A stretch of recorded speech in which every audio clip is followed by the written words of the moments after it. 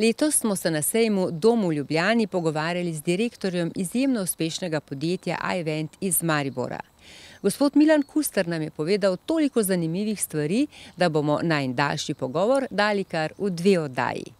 Prezračevanje naših prostorov je res zelo pomembno, tako za naše dobro počutje kot za zdravje, zato toplo vabljeni k ogledu prispevka.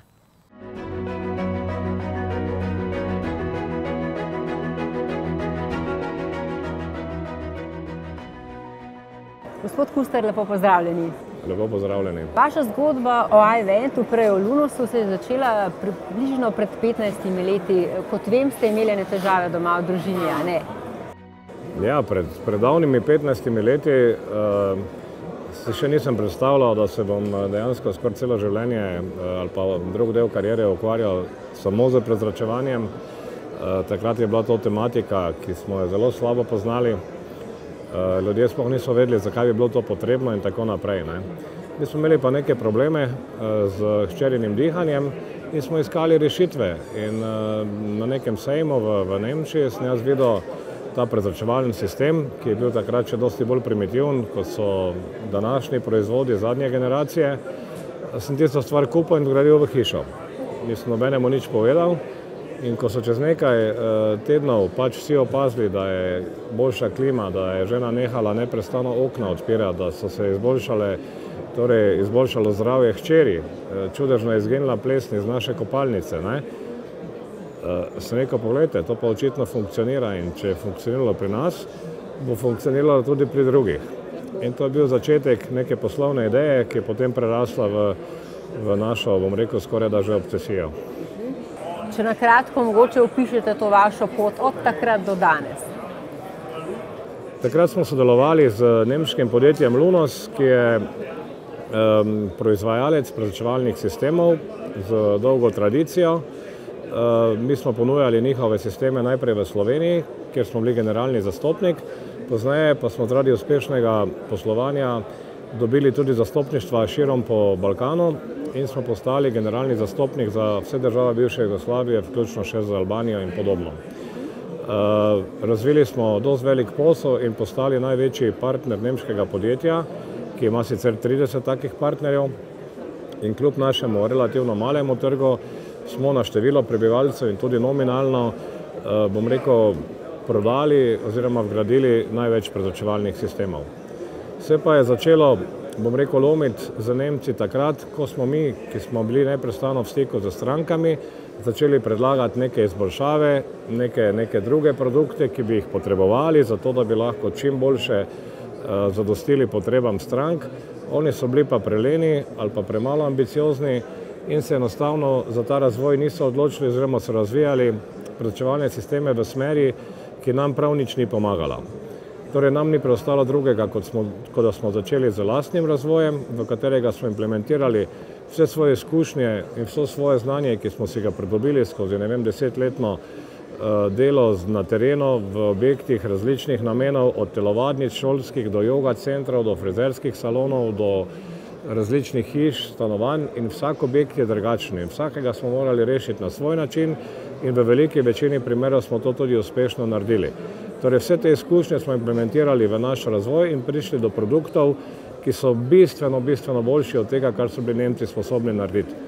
Takrat bi se lahko mi sicer z njimi dogovorili in bi te produkte skupaj ponujali na svetovno tržišče mi in Nemci, vendar se Nemci tega niso hoteli iti, ker so bili pač preveč, bom rekel, užaljeni, da bi zdaj pa slovenska pamet bila tista, ki je gonilni razvoj neke nemške firme s tradicijo. Končalo se je s tem, da smo mi prekinili pogodbo, preimenovali ime podjetja, nadaljujemo z isto dejavnostjo, torej podjetje je isto, samo preimenovali smo ga, isti sodelavci, iste rešitve ponujamo ali, bom rekel raje, dosti boljše rešitve ponujamo, torej tudi cenejše, naprednejše in učinkovitejše. In ta korak je pol posledično prinesel tudi spremembo lastništva, ker so naši produkti tako dobri in tako kvalitetni, da so jih hoteli tudi v državah širom po Evropi in tudi drugje po svetu. Mi kot relativno malo slovensko podjetje pa si takšnega obsega poslovanja nismo mogli privoščiti, ker nas je enostavno premalo in tudi nimamo resursov. Torej združitev za skupino Volution, ki je tudi kupila podjetje Lunos d.o.o. in se je kasneje preimenovalo v i-Vent d.o.o., je pravzaprav namen te združitve je bil ta, da smo si odprli poti in kanale do evropskih trgov, kjer je Volution že prisoten. Samo za primerjavo, nemško podjetje Lunos razpolaga letno z cirka 30 milijoni evrov, skupina Volution pa za milijardo. In z dobro pozicijo na vseh trgih. In zdaj se ta pozicija avtomatsko nam tudi odpira in mi že danes prodajamo naše proizvode širom po svetu, v Novo Zelandijo, v Kanado, marsikam, in zakaj ne bi skrbeli za dobro bivalno klimo in kvaliteto življenja ljudi širom po svetu, če to delamo uspešno v Sloveniji. Če čisto preprosto poveva našim gledalcem, zakaj ne bi bil vaš prezračevalni sistem v vsaki hiši? Veste, to bom povedal na primeru, ker mogoče bo najbolj nazorno. Pred 40 leti smo vsi vozili stoenke in noben ni imel v avtomobilu klimata in nobene avtomatskega prezračevanja v avtomobilu, govorim. Če si rabo zrak, si odprl okno in seveda je noter prismrdel smog in je bilo hrupno, in ko je bilo -15 in ko je deževalo, je to vse vdrlo v avto in pač smo glih tako preživeli.